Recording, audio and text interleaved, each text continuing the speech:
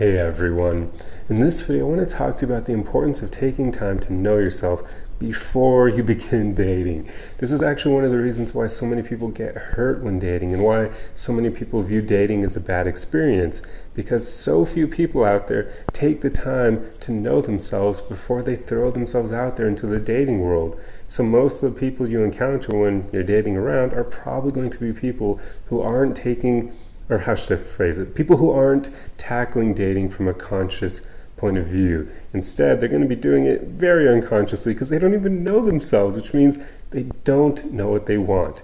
And that's a problem because if you don't know what you want, you're not going to know what kind of a person you're looking for, meaning like the qualities that they have, and you're also not going to know what you're looking for in terms of a dating experience, whether it's short-term or long-term, that sort of thing. So it's really important to take some time to know yourself and figure out what you're looking for before you begin dating.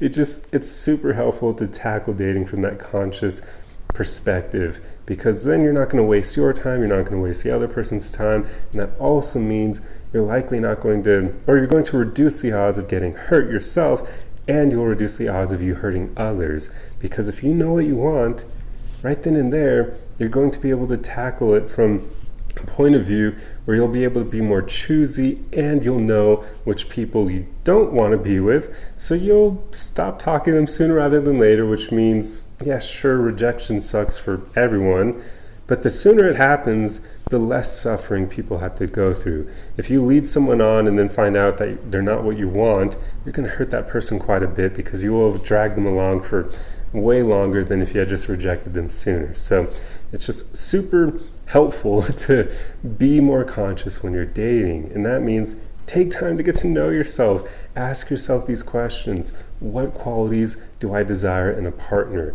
And also ask yourself, what kind of dating experience do I want? Are you looking for something short term? And if so, please be very careful when going about that. I've already made plenty of videos talking about some of the long-term consequences of going for short-term flings, that whole non-committal dating experience, just sleeping around. Just be very careful with that, especially make sure you're not sleeping around to fill a void within you. Like, I would always suggest therapy first and foremost. If you feel like you need to sleep with someone to get validation or feel wanted or loved from them, just go to therapy. Don't even bother dating. Like, seriously, it's a big issue out there.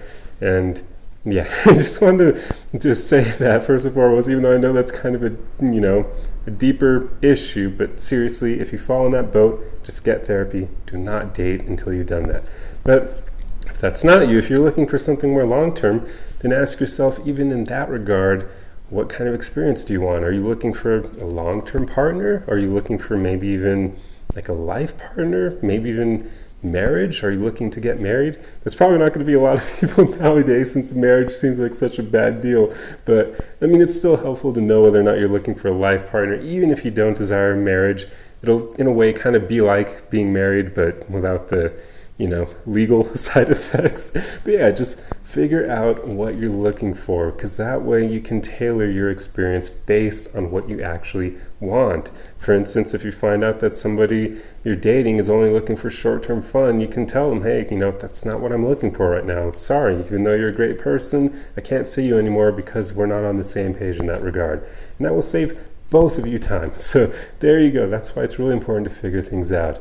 And then, of course, going back to the first question, ask yourself, what qualities are you looking for in a partner? This one is huge. And while I do know that for the most part this takes experimentation to figure out, you have to kind of date different people and see what qualities you like, you can still figure out a lot of these things before you start dating random people to kind of learn what you're attracted to. For instance, you probably know how you don't want to be treated, right? So there you go. That gives you an idea of certain deal breakers you're going to have. What treatment will you not tolerate? What are red flags to you? What are your deal breakers? Figure those out, so that way if you spot any of them in someone you're dating, then you immediately know you can't see this person any further, because, hey, they've got a quality that you will not tolerate at all. That's super helpful, because then you're not going to waste your time or their time, and I sound like a broken record every time I say it, but it's true. And also, yet again, you're likely going to close the door to you getting hurt, because You just don't want to fall into that game where you don't even know what red flags are, and then yeah, you tolerate someone who's got really bad qualities just because you like them or they charmed you and won you over. Remember, guys, no matter how charming someone is, no matter how much you like them, if they have red flags, do not continue seeing them. I mean, they could seem like the best person in the world, but if they have red flags, those are there for a reason. That means this person is not someone you should date no matter how much you like them. You're better off cutting them out of your life right away, even if it sucks because you like them, because if you stay with them longer, they have the potential to seriously hurt you, maybe even break you.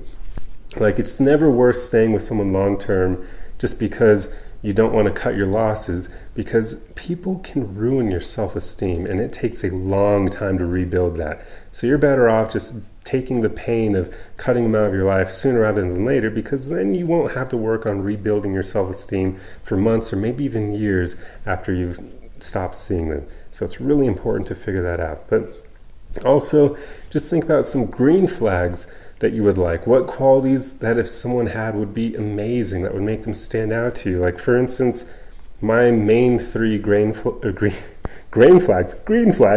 the three main green flags that I have are self-awareness, emotional maturity, and a woman being happy on her own. If a woman has those three qualities, I almost view that as like she's like life partner material, because they're so freaking rare. I've met very few women who have all three of those, so I've actually realized that I am not going to get into long-term relationships with a woman who doesn't check off all three of those. Like, a woman literally needs all three of them for me to even consider hopping into a relationship with her.